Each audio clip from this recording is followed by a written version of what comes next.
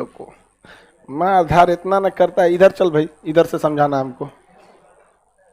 देखिए ये है आपका खाड़ी देश, गल्फ कंट्री है ये। ऐसे तो आप मिडिल ईस्ट कहिएगा, मिडिल ईस्ट का वो हिस्सा जो इस फारस की खाड़ी से सटता है, इसे हम खाड़ी देश कहते हैं। तो ये वाले सारे देश किस में आ जाएंगे? खाड़ी देश। खाड़ी देश गल्फ, ये अरब मिडिल ईस्ट का ही एक हिस्सा है। ये 17 देश आते हैं मिडिल ईस्ट में और ये 8 देश आते हैं खाड़ी देश। जितने लोग नक्शा का क्लास कर लिए हैं उन्हें समझा दिए थे। कितने लोग हैं जो मैप का क्लास नहीं किए हैं? नहीं करने वाले? अरे यार तुम लोग को काहे नहीं करता है सब? मैप का बैच कब आ रहा है जी? थर्सडे कितने तारीख को आ रहा है? 9 तारीख को। 7 को तो मंगलवार है, 9 को आएगा। देखो तो 9 को आ रहा है। मत दिमाग लगाओ, दिमाग लगा लीजिए सर। इसलिए लड़की जो जवाब देती है हम क्रॉस चेक कर लेते हैं। कुछ और बता देगी सर, बकलो लिया कहीं का, ओके बात कहती है उल्टा सुन लेते हैं, हमरे दोस्त दे रही है यहाँ पे। 9 तारीख को बैच आएगा मैप का, सुबेरे 10 से 11। 9 फरवरी, आज कितना तारीख है? 4। 5 दिन बाद आपका किस चीज का बैच आएगा? Indian map. किसी को कोई दिक्कत? आप लोग मैप का क्लास कर लेंगे। मैप में 2 हिस्सा, इंडियन मैप और वर्ल्ड मैप। ये पोलियो के 2 बूंद की तरह, नहीं पीजिएगा दिक्कत हो जाएगा। चलिए आगे आते हैं। इकोनॉमिक्स 2025, चलो इधर देखो।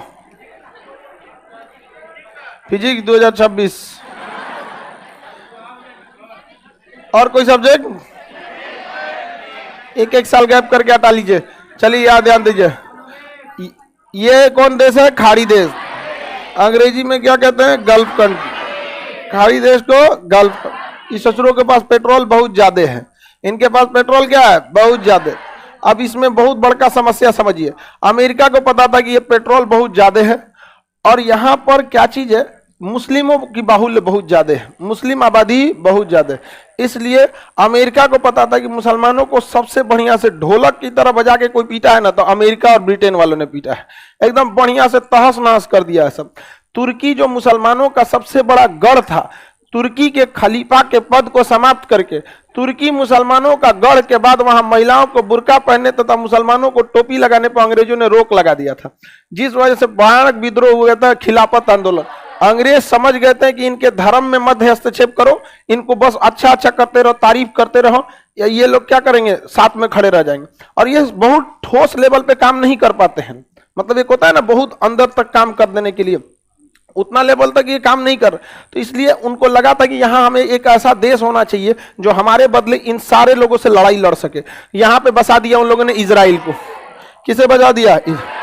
फिलिस्तीन पे इतना बम गिराया कि फिलिस्तीन गायब हो गया। और कौन देश हो गया? इजराइल। और आज नहीं तो कल इजराइल फिलिस्तीनियों को खा जाएगा। समझ में आ गया कि नहीं आ गया? पूरी कंप्लीट 90% एरिया पे फिलिस्तीन के 90% पे कब्जा किसने कर लिया? आज अगर इजराइल चाहे ना, आज एएम में अगर चाहे तो पीएम में कब्जा कर लेगा। कुछ नहीं कर पाएंगे लोग, केवल दुआ मांगेंगे। और ये बात हम बोल देते हैं तो पता नहीं क्यों गुस्सा जाते हैं लोग। तो एक चीज समझ में आ गया ना हमको, ये अंग्रेज सब यही कहते थे, आप फिलिस्तीन वाले घबराइए मत, ऊपर वाला सब देख रहा है, आपके साथ इंसाफ। अरे यार, ये सब बहलाने फुसलाने के लिए चीजें होती हैं, ये सब देख रहे हैं यहाँ पर। उस हिसाब से जब ऊपर वाला के हाथ में न्याय रहता तो पूरी दुनिया बेवकूफ है जो इतनी बड़ी फौज खड़ी की है। हाँ, काय को कोरोना की वैक्सीन बनाई। धार्मिक चीजें अपनी जगह पे हैं, बट वास्तविकता अपनी जगह पे है। तब तो हम लोग बेवकूफ हैं, 16 लाख की फौज लेके खड़े हैं, भगवान के पास नहीं, भगवान के भरोसे बैठे देंगे, अरे क्यों मार देंगे, ब्रह्मास्त्र खत्म। हाँ, भगवान आपका साथ जरूर देंगे, लेकिन आप भगवान के समकक्ष बनिए ताकि मांग सके।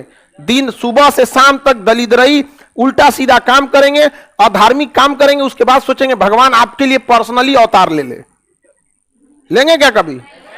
उसको बुलाने के लिए भी होना चाहिए। एक मामूली विधायक को नहीं बुला सकते हैं आप, भगवान को बुलाने चले।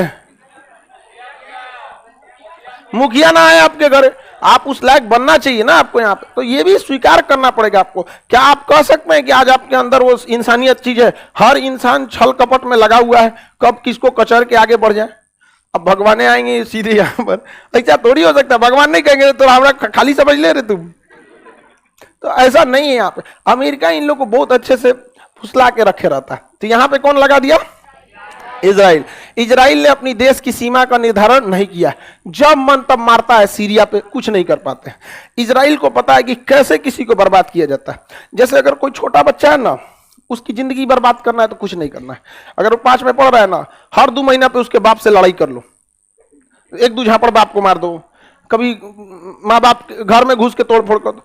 मतलब वो जब से पैदा होगा ना, तो पढ़ने पे अब उसका ध्यान नहीं जाएगा, उसको दिमाग में नफरत भर जाएगा। फिर अब उसका टारगेट विकास करना नहीं है, अब उसका टारगेट आपसे बदला लेना। समझ में आ गया कि नहीं? और धीरे धीरे धीरे धीरे मैट्रिक पर पहुंचते पहुंचते नहीं पढ़ेंगे, बवाल मचाएंगे, ये करेंगे। सेम यही चीज इजराइल करता है और फिलिस्तीन वालों को समझ में नहीं आता है, वो उनको चौपट करते रहता है। समझ में आ गया कि नहीं आ गया? वो बार बार हर 2 महीना पे एगो बम गिरा देगा, वहां के पूरे लोग भड़क गए। आज वहां का एजुकेशन सिस्टम, हेल्थ सिस्टम सब बर्बाद कर दिया। समझ में आ गया कि नहीं? क्षेत्रफल मायने नहीं रखता किसी भी देश। इजराइल कितना बड़ा है? छोटा सा है, लेकिन वो फिलिस्तीन को लोगों को उलझाया रहता है। फिलिस्तीन की जो जैसे कुछ एगो इंडस्ट्री लगेगा, कोनो बहाना करेगा, एक जगह गोली मारेगा, उधर से उसे बम गिराएगा, सब मार के इंडस्ट्री उड़ा दिया जा। कोई बढ़िया स्कूल बनेगा, 2 महीना बाद उनको टारगेट ले लेगा, इनको मारना है। जहां कुछ होगा इधर से आप इजराइल के ऊपर बम मारिए, कुछ मारिए, नहीं पहुंच सकता है, उसकी टेक्नोलॉजी इतने, मार के गिरा देगा। अब वीडियो जारी कर दे, देखिए फिलिस्तीन ने हमारे ऊपर बम मारा, उसके बाद देखेगा अच्छा ये वाला स्कूल अच्छा जा रहा है, धाए जा यहां से, चौपट करके रख दिया वहां पर। समझ में आ रहा है कि नहीं आ रहा? हम लोग अभी भी इजराइल का साथ नहीं देते हैं ऑन लीगल ग्राउंड। समझ में आ गया कि नहीं आएगा? क्योंकि हम खुद फंस जाएंगे।